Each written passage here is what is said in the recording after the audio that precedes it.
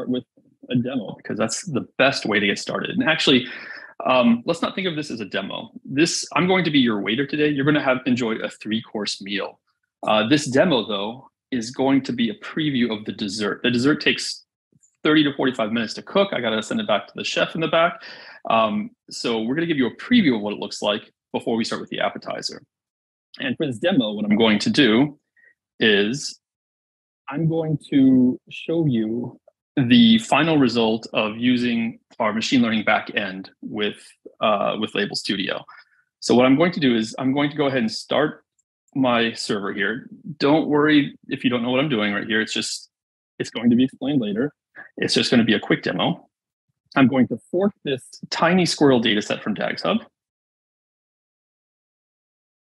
And I actually cheated a little bit. I already forked it before, so it went a little bit quicker. But I'm going to bring up our annotations.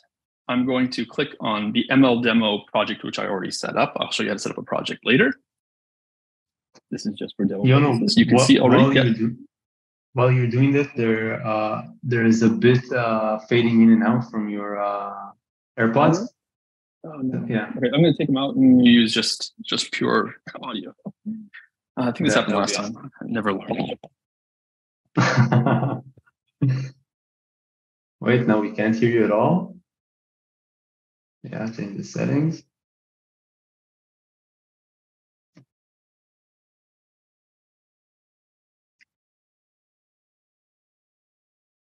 No. And change the settings from your Zoom settings. No. Let's stick with the headset then. Oh, okay. So we have a.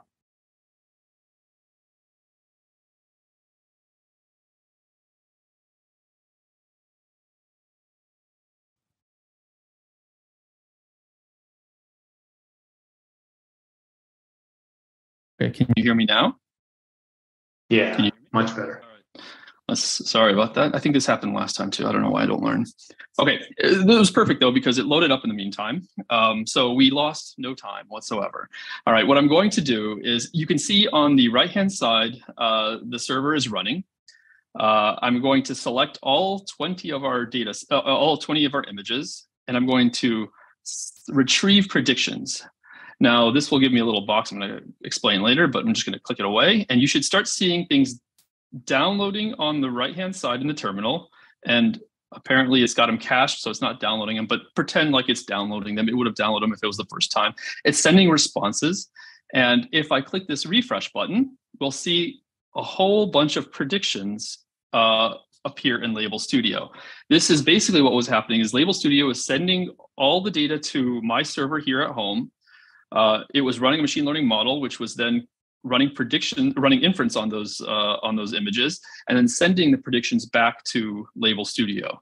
And if we open up an example image, you'll see it actually successfully detected a squirrel, because the model is actually pretty good. So we're going to go ahead and submit that. We're going to look at this one, another squirrel. That's good too. And just for fun, we're going to do one more. There's no squirrel there. Perfect. Okay. So now we're going to commit those, and we'll see those maybe a little bit later. So that is the end of our preview of our dessert. So we're going to get to all of that later. This is also a really exciting part. So you can create a machine learning backend, which then Label Studio talks to get predictions, which you saw in the original demo, or the initial demo. What do you need for your machine learning backend? Well, you may not have noticed, but it was essentially just a machine learning model wrapped in a REST API. The REST API platform, the framework that I used was Fast API, because it's a very easy and expressive framework. It's very powerful, and it's very quick to get started with. It runs a web server, and this web server defaults to port 9090. You can choose any port you want, but the important thing that you know is that to run your machine learning backend, you have to run a web server, and you have to, within the web server, have a REST API, which can then call into your model.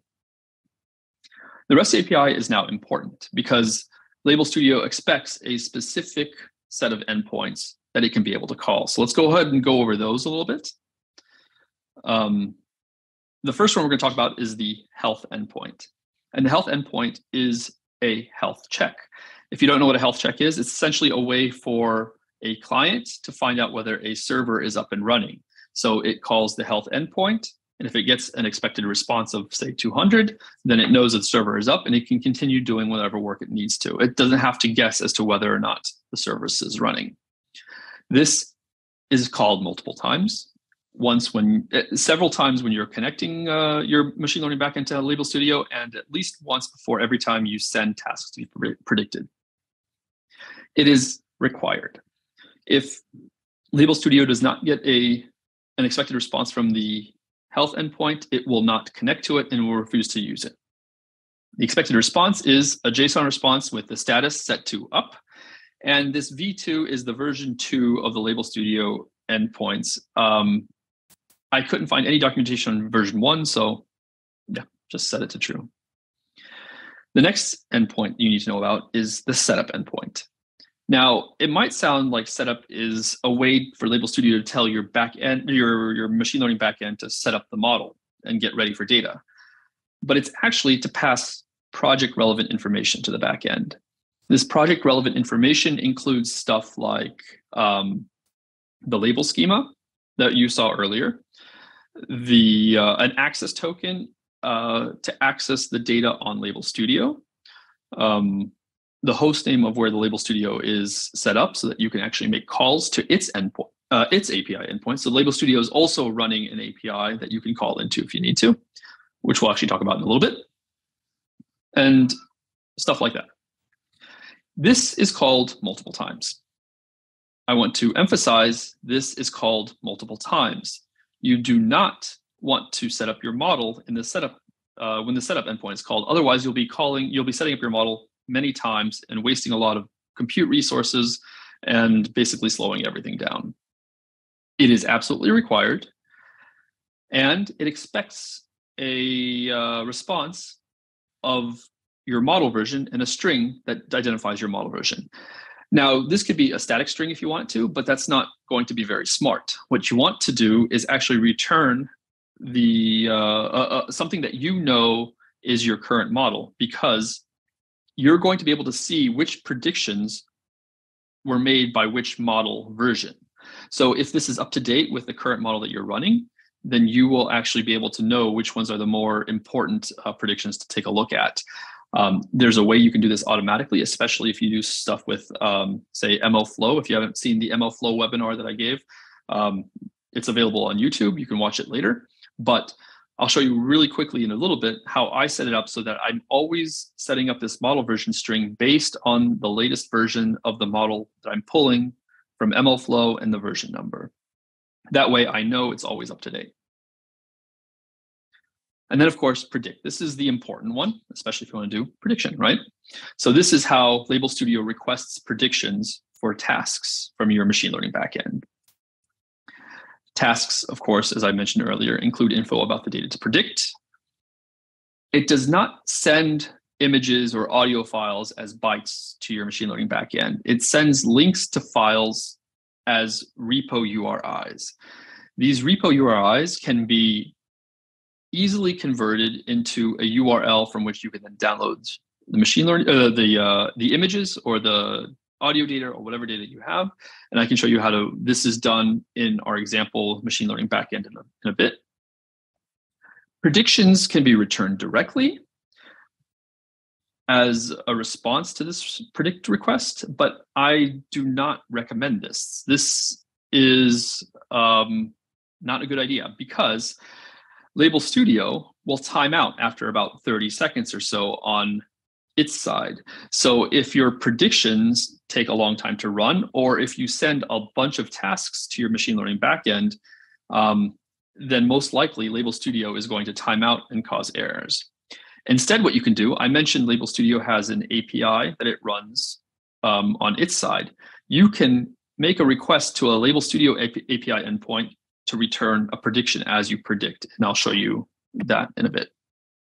This is the way also. So ideally what you do here is you run your predictions on a background thread, and then you return an empty list or an empty array back to Label Studio. Label Studio is fine getting an empty array back from your machine learning backend as long as it's a valid response. And then your background thread is calling into Label Studio and updating its predictions by sending it one at a time that way. And the last endpoint is the train endpoint. And the train endpoint is cool because it sends you really cool pictures of trains. Okay, that was a very bad joke. I apologize. I'm very good at bad jokes. I'm a dad, so that's my thing. It's a way you can set up Label Studio to actually start automatically training your machine learning model when annotations have been made. You'll see in a second when I set up the machine learning demo again for you.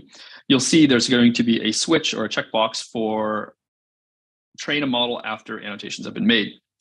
And this endpoint will be called so you can update your, automate your labeling process even more using this. And this is obviously optional. You don't have to do this. Okay. All right, let's go back. So we did the demo already. I don't know why I wrote demo here, but let's go into a little bit more detail here. So we're gonna go back here. I'm going to go back here and we're going to set up we're going to go into my machine learning demo. And I'm going to show you the settings I used to set it up. Let me make sure the backend is still running. Backend is still running. Great. We're going to see Heidi. Hi, Heidi. Okay, we're going to go back to settings. And the way you would set up your machine learning backend is you go to machine learning in the settings. You'll see here is that checkbox that I mentioned where start model training after annotations are submitted or updated. This is the information about my machine learning backend. Initially, this wasn't there. I would click add a model. I can type in the name of model, my cool model, and then I can put in the URL for accessing that model. In my case, my home IP address and 9090 as the port. And then you would click validate and save, which would then call the health check and then the setup endpoints on your machine learning model. And provided those respond properly, it will add this model to your labeling process. Let's see, you can also edit or delete it if you need to change something. Okay. In order to get back to the Label Studio, interface, we want to just click save here. Even though it looks like I might be adding more tasks again, it says generating annotation tasks. Label Studio is smart enough, and DagsHub is smart enough to not generate the same tasks multiple times. So it's not going to give you 2 tasks for every image that you've had or anything like that. So you can safely click save and not have any problems there.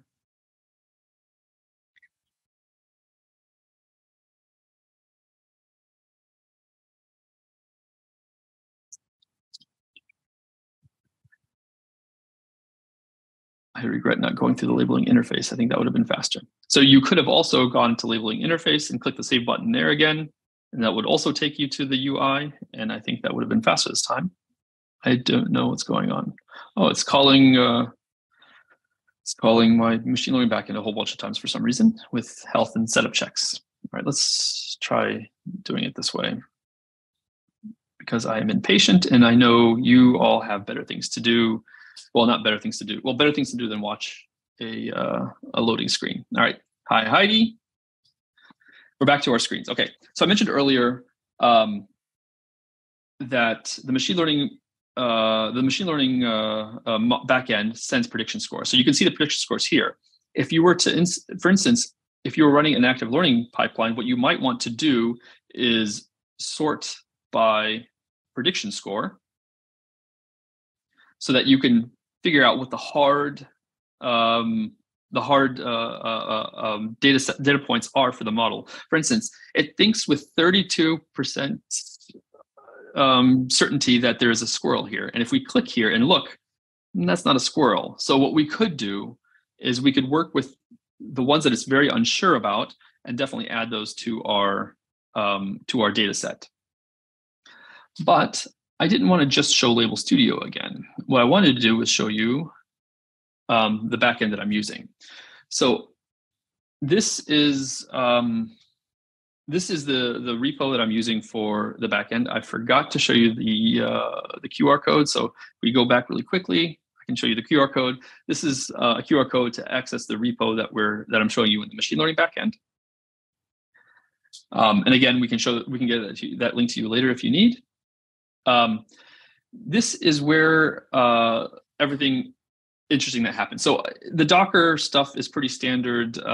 Docker stuff, we're not going to get into Docker here because that's out of the scope of this webinar. We might hold a Docker webinar in the future if people have interest in it. If you do, let us know, and we'll definitely keep that in mind. Let's take a look at the app. And what we want to do in the app is make the screen easier to read for you all again. We want to take a look at Relax ML. This Relax ML. You know what? Let's go. Yeah, that's fine.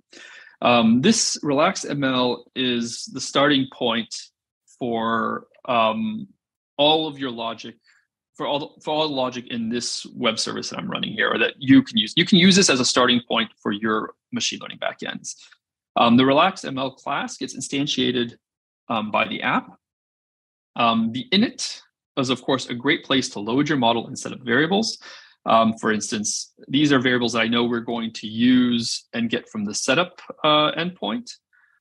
These are often environment variables that I'll use for accessing stuff from DagsHub. Here is where I would load our model. And why don't we just actually see the example? If you go to the Squirrel example branch, you actually see the code I actually ran for the demo. All right, that's a little bit cooler, right? So this is basically my loading the model from our MLflow registry, and this is where I set up this is where I set up the model version in a automated fashion. So I know that the model that's being loaded is the most current one, and the correct version is being sent back to Label Studio so that I can match my model with the predictions that are coming up. The setup function is the one that's going to be called every time the setup endpoint is instantiated, and so that's why I don't do any model loading here. But I set up, I copy over the project. I copy this. The setup comes with a label schema. That's the label config.xml file. Basically, there's a parse config function that comes with Label Studio tools that is handy for parsing that file. And then we can access a lot of stuff from that, including all of the names of our labels. So if here we just have squirrels, but if we had our Baby Yoda project, there'd be Baby Yoda and Mando in there.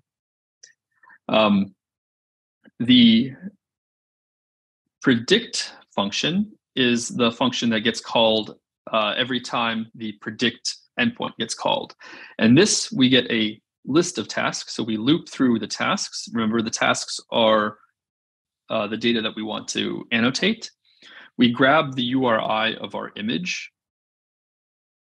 This URI is that repo:// remember. So there's a handy function URI to URL that's in the repository that we can take a look at later if you want, or you can look on your own. And that'll convert it to an HTTPS URL that you can then download the image from. So this image path is now a local image on our web server. We can open it with Pillow, get the size, and we can run our model prediction on it. Once we've done that, we have our objects, and we just need to convert that into a Label Studio format for the predictions. One kind of caveat gotcha that you want to keep in mind is Label Studio doesn't want bounding boxes to be, or coordinates to be in the range 0 to 1. It wants them to be in the range 0 to 100. So if your bounding box starts at the 75% mark, it's not looking for 0.05, 0.75, there we go, got it right finally. It's looking for 75. Here we just create our prediction, or basically the prediction JSON that we want to send back to Label Studio. along with the coordinates and a bunch of other stuff that it needs to know. This is basically boilerplate stuff, and our score, which is our confidence level. And then we set up the result JSON. That's the one that we're actually going to set back. So this is the result of our image, the model version that we saved off, that we created during the setup, and then the task idea. And this task idea is how Label Studio is going to associate your prediction with the task that it sent you. Without this, it wouldn't be able to do so. We then call the send predictions function, which just is basically an HTTP request to a URL that we can generate. This is the entire Label Studio API that you can access is under DagsHub.com, the owner repo name, the repo name, annotations API. Everything after this is your Label Studio API endpoints, and there's one called predictions, which is where Label Studio expects predictions to be sent. We just send this with our auth, expect a 200, and that's how we get our predictions to Label Studio. I know I'm going over this fairly quickly, and that's kind of on purpose, and I'm sorry if I lose you, but please do take a look at this on your own time and try to go through the code. It's pretty self-explanatory, but if you have any questions, you can always come to me or ask on our Discord channels later. Okay, a couple of things that I wanted to show really quickly. If we have a couple minutes, we have a couple more minutes. Let's go back to the app. The utilities, I just wanted to show you how the repo URI gets changed to the URL. And that's basically, the repo has link data, which then can be split into a commit hash and a tree path, which then get added to basically the DagsHub raw URL endpoint. And this is how you are going to download your images. One last thing that you should see is the endpoints are all defined in main.py. This is where the fast API application is created. This is where our RelaxML class is instantiated. And we have a couple of things you have the option with fast API to define a startup event. So it only gets called once when the app is created. This is just to set up basic logging. We have the predict endpoint here. And what this does is it creates background tasks to call our predict function on the array of tasks that we get from Label Studio, and immediately returns the array. I mentioned earlier that you want to spin up the prediction on a background task, and that's what this is doing for you. So that we don't get timeouts in Label Studio. The health status is fairly straightforward. You'll notice I wrote false here, even though I said true in the presentation. So I guess false also works. It probably doesn't matter that much. My guess is that the endpoints that I used did not differ from the version 1 or the previous version. And then finally, the setup one, which sends the setup data to the Relax and then returns the model version that we created in Relax. Okay, that's a very quick overview of that machine learning backend that creates predictions for Label Studio. If you look in the main branch, this is a good starting point if you want to configure it for your own projects. And of course, if you run into any trouble, we're here to help get you out of trouble and get you on your feet and working. I think that was the end of dessert. I hope you enjoyed it. I hope you enjoyed your whole meal. And don't forget to join our Discord community where we have support channels and other people doing cool stuff and a lot of activity going on. It's a great community. It's a lot of fun to check there, and all of the DagsHub people are on there too. So we're here to help you as much as we can.